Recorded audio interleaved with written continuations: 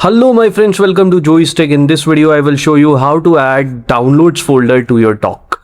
All you have to do is click on Finder. This is going to open a new Finder window. In the left sidebar under favorites you are going to see downloads.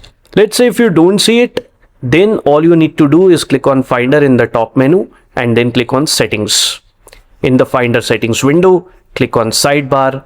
Here you are going to see favorites as well. Under favorites you are going to see downloads. Check this checkbox in front of downloads and it will start appearing in the left sidebar under the favorite section. Now in order to add the downloads folder to the dock, all you have to do is right click on downloads and you are going to see an option add to dock over here in the menu. Click on it and it will be added to the dock.